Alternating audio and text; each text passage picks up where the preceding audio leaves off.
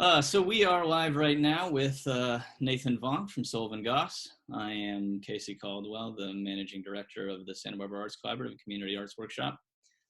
Nathan is the owner of Sullivan Goss, an American gallery, which has been a central cultural institution in Santa Barbara since it opened in 1984 and has become one of the primary sources for collectors of American art on the West Coast. Nathan began working at the gallery in 2008 under its founder, Frank Goss. He started on a Monday as a volunteer, and by Friday he was hired. Right before Christmas 2016, Nathan bought the business from Goss, so you've now been the owner of Sullivan Goss Gallery for just about 2.5 years. That's right. So I feel very fortunate to be launching this pilot episode with Nathan, who, in addition to savvily running this incredible gallery, is just a deep lover of the Santa Barbara art scene in general. I got to know Nathan through his nonprofit work on the Santa Barbara Arts Collaborative, where, of course, we both now serve on the board. And I think from the very first time I met him, I had a sense that this is a guy who really cares. So there's a million things we could talk about, both about your life story, Nathan, the business of running a gallery, and advice for artists and collectors, the Santa Barbara art scene generally. And I don't want to dominate too much. I want to throw it out there for everybody participating today for your questions. But I've got a few questions to kick us off, and then we'll kind of periodically turn it over to everybody listening in to any questions. So feel free to post questions or comments at any time, everybody who's watching in, and I'll sort of periodically moderate and jump in and field those off to Nathan. So maybe as a way to get us started, Nathan, I'm curious, what was your first experience of art as a kid? Or maybe even more simply, what was your first moment of just, oh, look at that. What's that? That looks really interesting. That's a good question. The first would probably be my grandfather. My dad's dad was a painter. He was Dutch. He was born in Holland and came across to Ellis Island. And he was a sort of hobbyist painter, but a very dedicated one throughout his life. And I always thought of him as a painter. And so that would be the first sort of experience I can remember going all the way back. We grew up in Iowa, and so there wasn't a lot of art museums anywhere nearby when I was a kid, though I do remember having art sort of sections, art history sections in elementary school. And then other than that, where I grew up is actually very, very close to where Grant Wood was from, specifically the painting American Gothic, one of the most famous paintings ever done, was painted about 20 miles from where I grew up. And so in the summertime, we used to go to the Grant Wood Arts Festival there, and you could go have your picture taken right in front of that house. It's still standing there with a pitchfork or whatever. And I remember doing that. But at the time when I was young, like it wasn't all that meaningful. It was more important for me that we were like at this fun festival with like, funnel cake and stuff than it was that we were by the American Gothic house. Right. Yeah, but so your first art experience was being in American Gothic. Is one sort of, yeah, kind of. I don't if I ever posed for one of those pictures, I haven't ever seen it. I kind of think it probably didn't. Oh man, there'd been a line, Yeah, I'm sure it was a pretty long line. Yeah. So I guess one of the questions I was thinking about as I was thinking about preparing for this and talking to you and just kind of reading a few articles about Sullivan Goss and a little bit of writing that's been about you, is I just noticed how many things you've done. You were an English major at Reed College. You were a dog walker. Eventually you bought that dog walker business and made that profitable. You started Sullivan Goss as a volunteer, as I already said, and then got hired, and now here you are, having become the owner. And so I was just kind of curious, like, was there any unifying factor, like a stance for the world, a characteristic, just like pure happenstance that kind of led you through those changes? I guess where this comes from is I'm curious about adaptation in general. It's always been kind of a thing that fascinates me, how people adapt to change, how they choose to change. And this is a changing time. This is I'm sitting here in my house and you're at the gallery, and all of us are sort of re-navigating work and trying to figure that out. So in a time of change, I'm just kind of curious what that process has been like for you. Well, to be perfectly honest, I've never had like a 5-year plan or 10-year plan. It's kind of obvious from my history that I haven't. And I'm also very much a sort of jack of all trades as opposed to a master of one. So I think in part it just has to do with getting bored kind of easily, and always being interested in doing something new and being prepared or being in a position to take on something when the opportunity came around. And so in some ways I've just been super fortunate to be in places where I was allowed or able to chase down things that seemed interesting at the time. And I would do that for a certain period of time until maybe something else came along, or I would get bored and then, actively find something else to take on. And in some ways, that's why what I do now is so perfect, because on any given day, all the days are different. In the last 2 days, I've spent, hanging shows and doing lighting and sort of technical manual labor type stuff. Other days, I'm writing press releases or essays about art. And so it's very difficult to get bored as an art dealer, because there's so many various things to do. But no, I never planned on any of this. And I wouldn't say that I ever hoped to be an art dealer. I'm just lucky to have become one. Yeah. Yeah. Yeah. And was there any, that sort of moment of having that, that sense of like, oh, here's a thing, I'm going to go after that. What was that? Is that whimsy? Is it just like a random gut feeling? No, usually it's like an intellectual curiosity, I would say. I like things that pose an intellectual challenge or allow me to learn more about things. I'm always excited to learn more about just about anything. And so a job or an opportunity that allows me to continually learn new things about a variety of different things is something that I'm going to naturally sort of gravitate towards. Yeah, that makes a lot of sense. Yeah. So, I guess this is kind of skipping ahead to the order, but it makes me think of that there's a parallel there, that moment of curiosity, that interest in something else. There might be a parallel there with actually the selecting of pieces of art for a show. I'm curious about what that moment is like of, oh, that artist or that particular piece. How are those kinds of decisions made? How does that work? Well, that's one of the things I enjoy about this job is in part that is such a complex puzzle.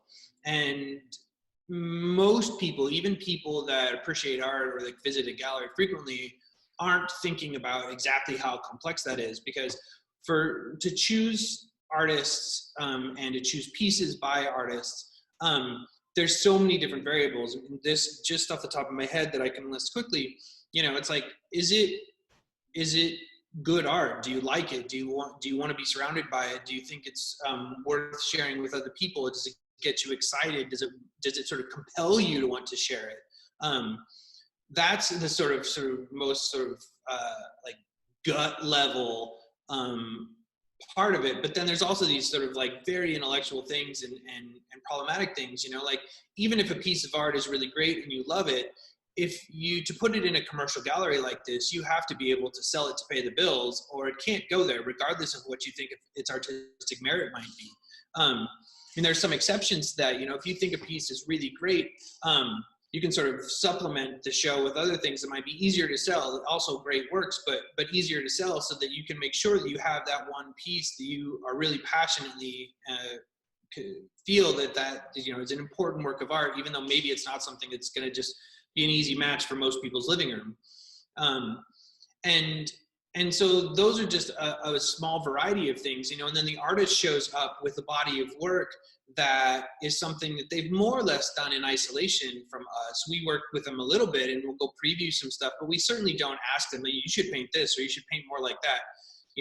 We sort of give them the data of like, this is what people like and this is what people have been buying, and you can take that or leave it as you like, but we don't really want to influence them. That's sort of, I'm not an artist, and I know that I don't have that sort of inside me, so my job in part is to coach the artist to a certain degree, and then to leave them alone to a greater degree so that they can be left alone to do the thing that they're really great at.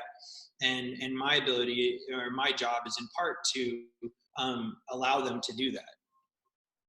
So choosing work and what goes in here and the kind of combination of shows that are on at any given time, it's a really, really difficult and complex puzzle piece to put together so that you can sort of remain financially solvent, have stuff that's interesting, have stuff that you believe in, have stuff that you think the community will share their sort of excitement with you about, and knowing your community well enough to actually take an educated guess about what that might be, right?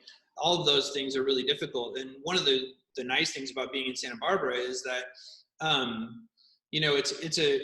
it feels like a much bigger city because of the affluence here, but in fact, it's a really small town. And so it's pretty easy to get really deeply rooted in the community and have a good sense of sort of what gets them excited and what you think that they'll respond to.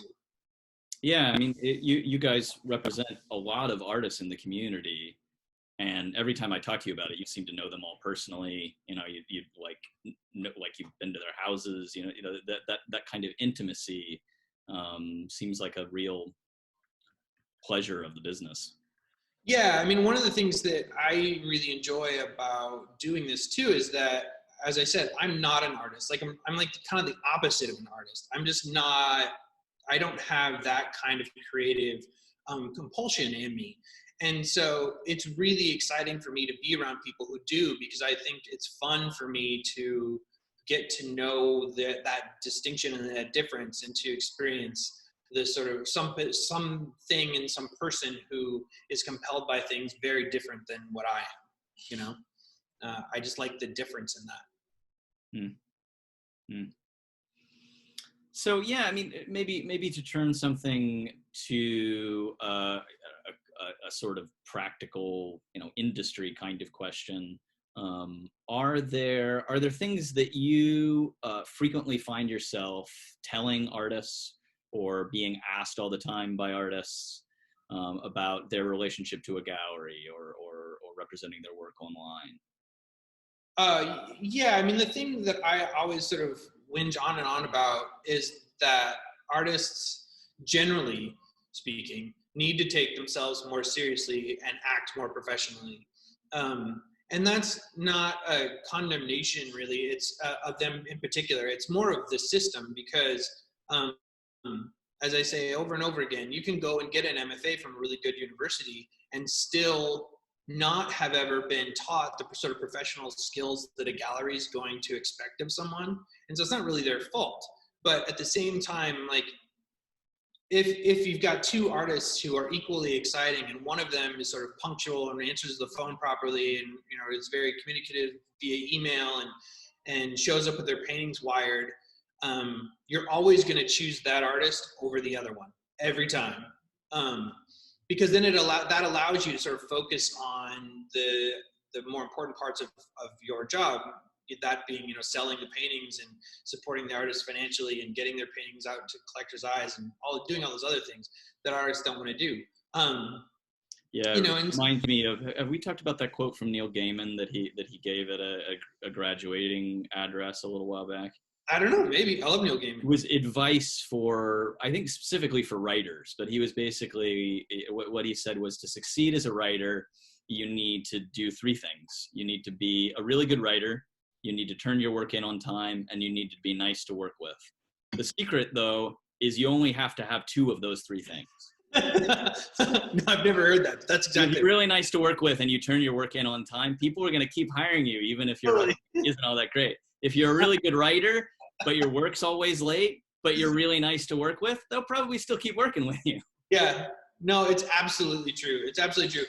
And I as I get older, and maybe this has to do with the sort of personality of the people in Washington, D.C. in particular, but like, I'm more and more sort of drawn to the idea of wanting to work, like actively seeking out people that are a pleasure to be around and work with. Just because it makes my life and my job and everything we do more pleasant.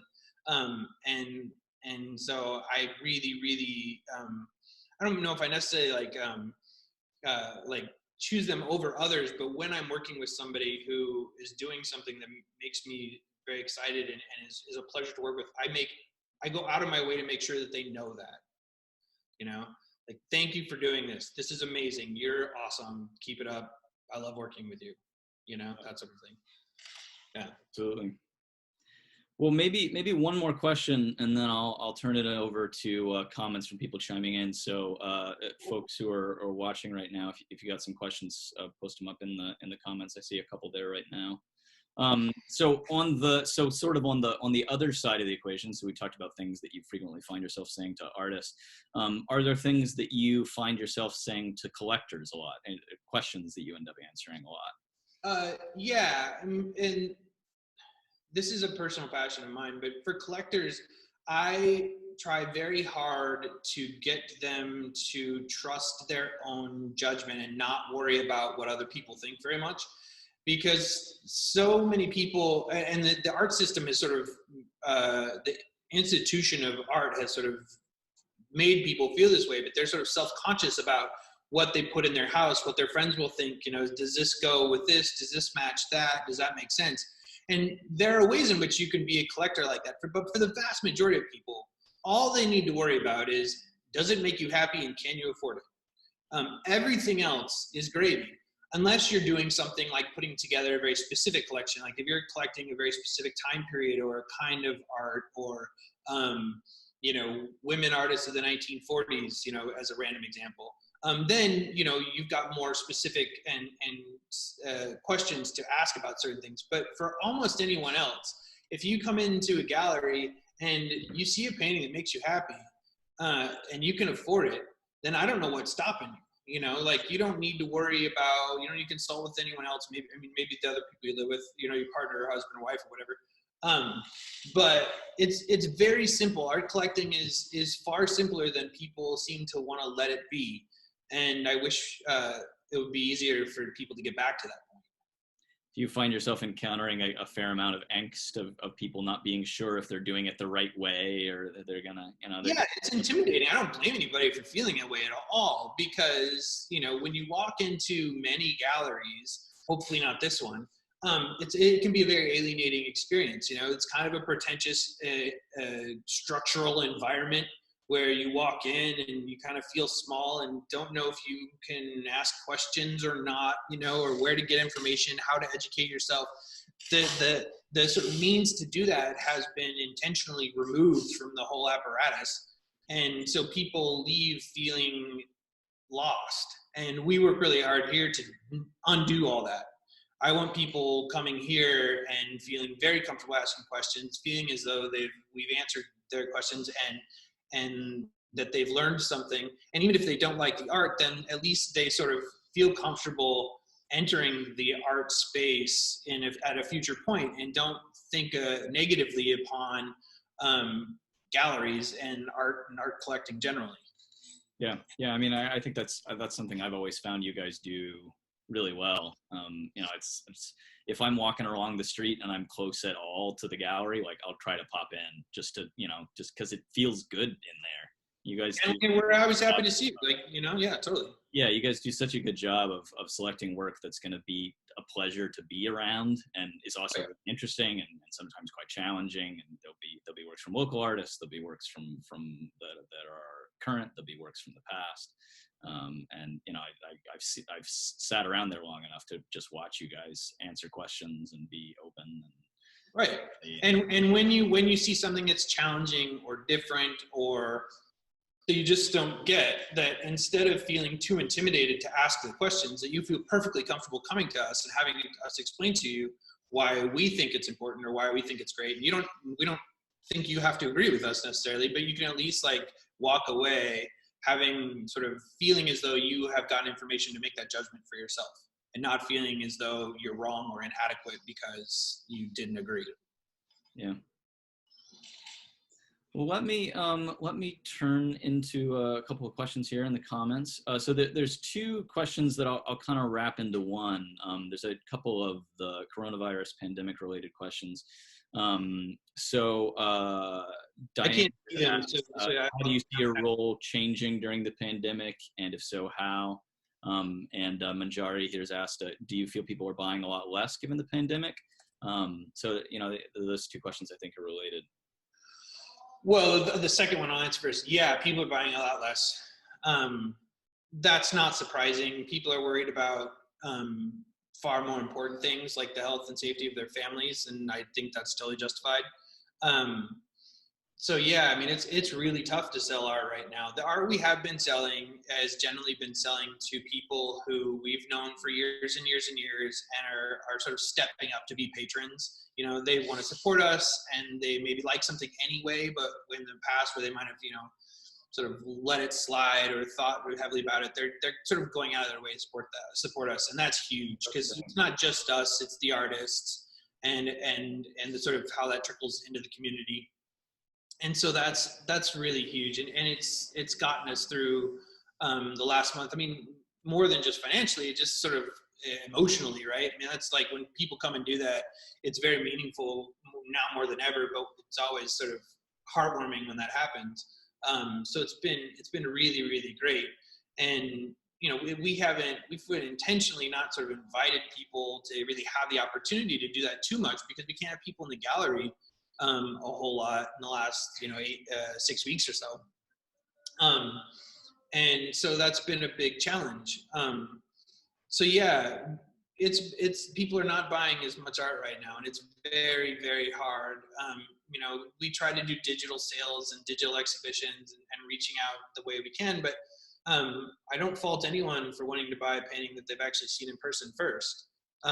We try to do some sort of workarounds for that. If somebody's in Chicago or Hawaii or New York and they see something on our website that they like, or in an email that we sent them, I'll send it to them on approval, and and just say, give me your credit card number.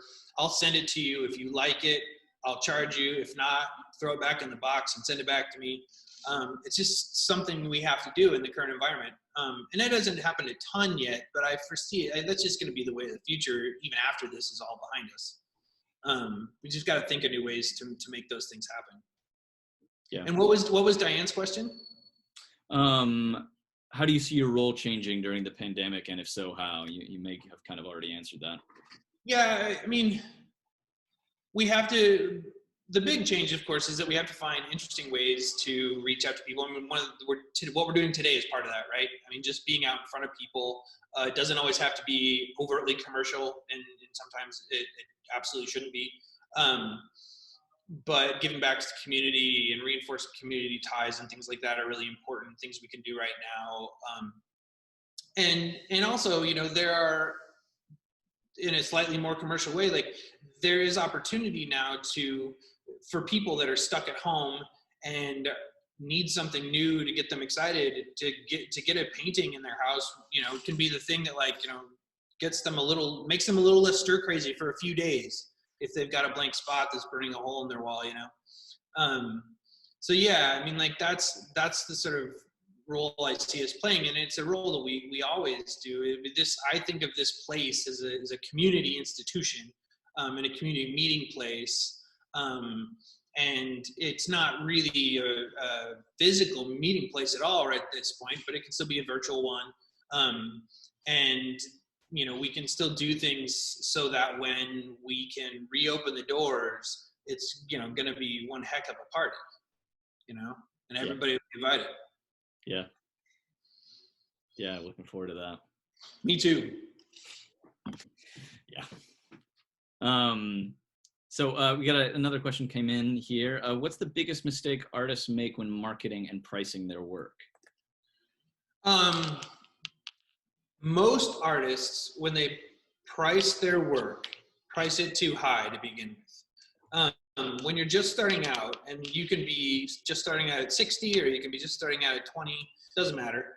The most important thing you can do is sell your work and get it into other people's houses. And it doesn't do you any good to price it too high so that people don't buy it. For every person that has a painting of yours in their home, they're an advocate of yours, and potentially, could be buying paintings from you for 15, 20 years, and so having something sit on the wall at a price that's way too high doesn't do you or anybody any good. It's way more important to just get the pieces out there. So price things low and slowly ratchet them up until they start selling a little bit slower. And that's where you know that you sort of hit that spot. But then hopefully it'll gone up enough that you're sort of making the same amount of money selling less pieces potentially, and you can work up from there with greater exposure. You can continue to raise prices. We do that with our artists, and they've been showing for 20 or 30, sometimes 40 years. If they have a very successful show, for their next show, which is 2 years after that, we'll ratchet up their prices 10 or 15%, depending on the success of that. So it's not shocking anybody by the prices going up, but at the same time, people who bought your pieces 10 years ago are seeing that the value of the work they bought then is going up, and the artist is making more money. And so it's a feedback loop of how you sort of create a success over a long period of time. So that's the number one mistake that I see artists making. As far as marketing is concerned, it's really tough for individual artists to market their own work. That's why galleries exist. You can market your work on Instagram and Facebook and sell things, and there's some people that are very, very good at it. But it's like a full-time job. It's a full-time job for me to do that for the artists we represent. If you're doing that for yourself, and you're an artist who isn't making a living as an artist, you probably have a day job, then you do your paintings, and then you need to really spend another few hours a day at least focusing on marketing. That's hard, it's really hard. Yeah. Yeah, the specific nature of the question, mistakes in marketing, maybe gives an opportunity to say something there as well. Do you see like a common mistake people are making with marketing their work that you're just like, Well, I don't know if the thing that comes to mind, and this is something that I don't think artists give enough importance to, is good photography. If you're going to put something up on digital media, social media of any kind, you need really good photos of your work. They should be, because if the first experience that somebody's going to have of your work is going to be online, the thing you're presenting needs to look spectacular. It can't be just a random cell phone shot with a little bit of frame off the side and a little bit of, skewed things. It's got to look professional. And so spending some extra time to do things like learn how to get a nice camera. It doesn't have to be a super expensive camera, but a nice camera. Even a cell phone these days is probably sufficient, but learning how to take good photographs of them, and then maybe spending some time learning some kind of editing software to crop them and shape them and size them so that they look good online. That is a really good investment in your career if you take the time to do it. Makes a lot of sense. So I guess this is a good time to sort of widen the frame a little bit. So you've lived in Santa Barbara now for how long? I moved here in 2003. So how have you seen the art scene here change over time? What was it like then? How's it changed over the last more than a decade? Yeah. And is there any sense in that of where the art scene may be going locally? It's a really hard question to ask. There was Well, it's an easy question to ask. Really hard question. When I first moved here, there was a sort of completely unique, seemingly unique group of artists, sort of young artists that were doing things that seemed really, really exciting to me at the time. It was a group called the Haley Collective. And they were having these shows at random spots, and hundreds of people would show up to their shows, not on First Thursdays, in random warehouse places off Milpas or wherever it was. And that when they sort of slowly grew up and moved to cheaper places or other cities that were sort of more supportive of what they were doing, nothing has ever come close to that I've witnessed. And so, but that was very exciting to me. And so when I started getting more actively involved in the art scene, I of course gravitated towards the funk zone because that's sort of where a lot of that was happening and a lot of where that energy was. And so, I mean, very clearly the biggest change in the local art scene that time has been the changes in the funk zone. Because funk zone was where a lot of artists were located. Some of them were sort of well known to be there. Some of them were much more sort of underground being there. But there was a lot of sort of creative energy that was coming out of that space. And that compelled me to sort of organize the artists in the area and preserve that sense of funkiness that some people saw as detrimental to the area, and what I saw as the biggest sort of blessing to the area, the thing that was most exciting about the area. Lots of people in town wanted to just bulldoze that whole place and make it look like Paseo Nuevo Mall. And I was trying to convince people that, that there's nothing wrong with Paseo Nuevo Mall, it's beautiful. But there's also something to be said for having a neighborhood that is different than the rest of Santa Barbara, so that you have a sort of diversity of neighborhoods with their own flavor and all of those things, so that we didn't sort of take out the funkiness of the funk zone. Even though I knew that gentrification was inevitable and it happened way faster than I would have even guessed. But in that time, there has been a sort of active focus on that neighborhood as an art scene. Casey, I mean, it's sort of like tooting our own horn a little bit because Casey, you and I produce the Funk Sound maps now, and that plays some part in that, but it's not just that at all.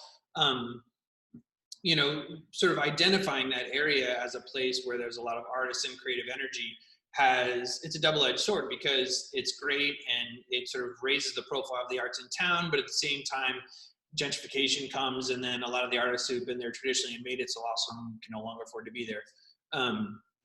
And that's exactly what happened, and it's going to be happening even more so in the future. It may accelerate even. So that's such a difficult dynamic, because it's such an old story. Artists move into an area because it's cheap, it becomes cool. The artists get priced out, they have to leave, and it's in some ways seems to be kind of part of the life cycle of a city and a neighborhood, and it's inject a certain amount of dynamism and excitement and change, but it also is really hard and seems dysfunctional for the people who are the losers in that equation. Right. Yeah. I mean, if you're an artist, you're the loser in that equation, and you do a lot of the work to make some place hip, and then you get forced out, and that's not cool. But I mean, there isn't a quick or easy answer to it, except then to find that next cool place and figure out where that's going to be, and do your best to sort of find out and be there and be part of it.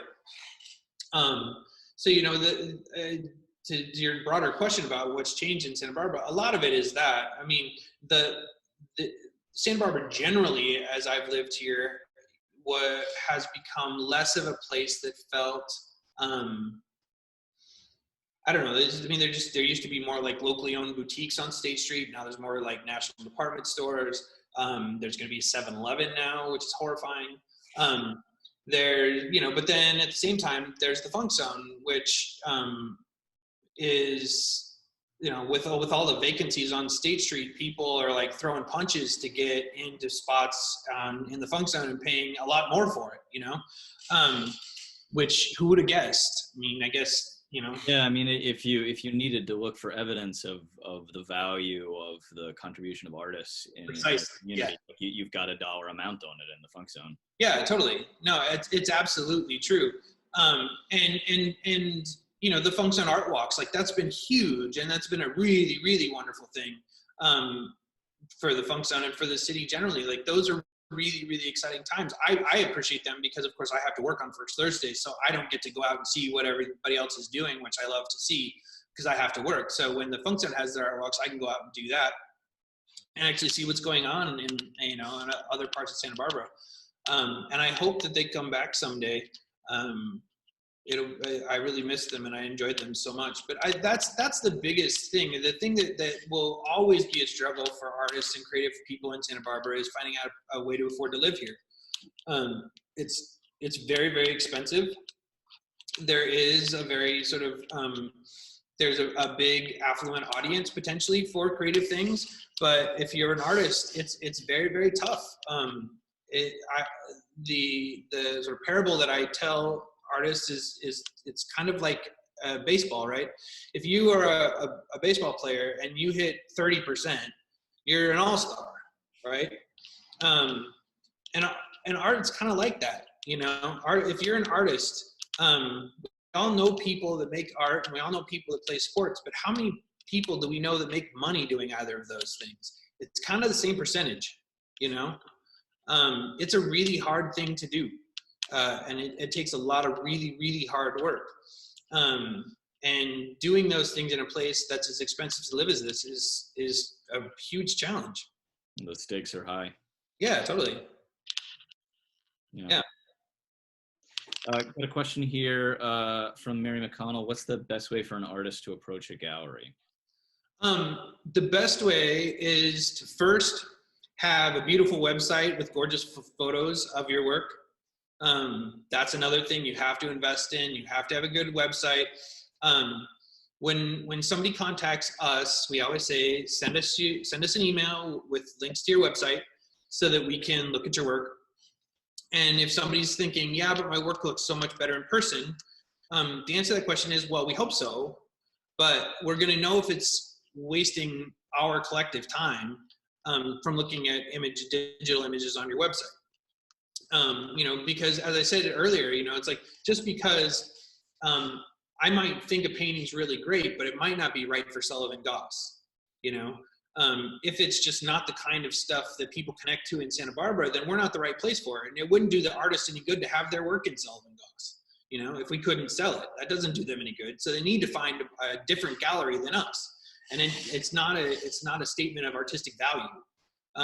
It's just whether it fits in our sort of, you know, bubble market here, or whether it'd be a better fit in some other place.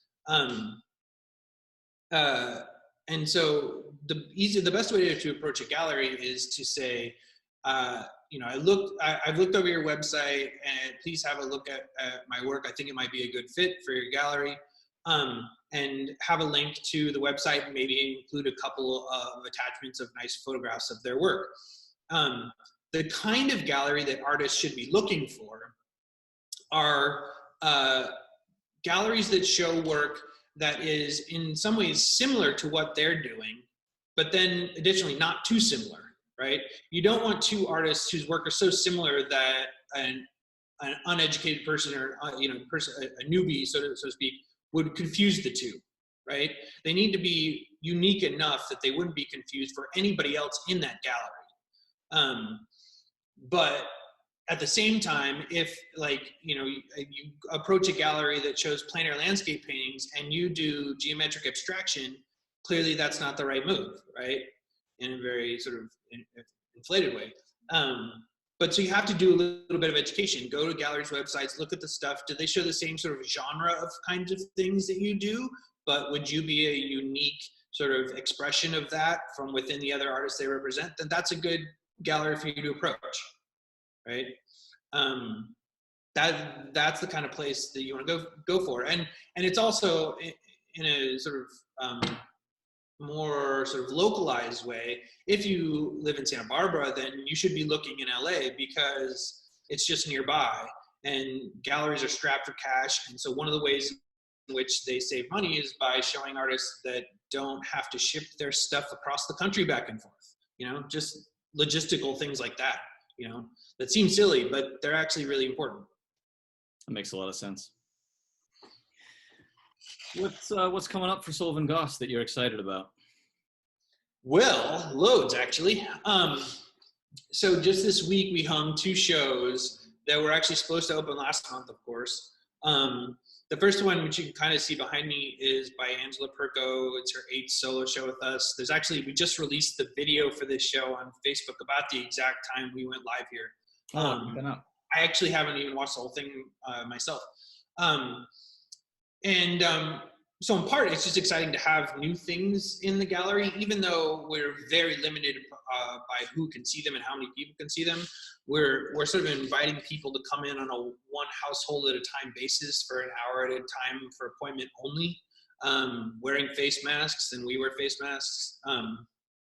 Because if I keep the door open here, when you come in for your appointment, you can very easily spend an hour in here and never get within 6 feet of anybody and never touch a single thing. So we're a lot safer than Ralph's or Trader Joe's, Yeah. So that's kind of, it's in part just exciting that we are finding ways to sort of get people in the door slowly and just have people look at new stuff and have new stuff to look at, which is awesome.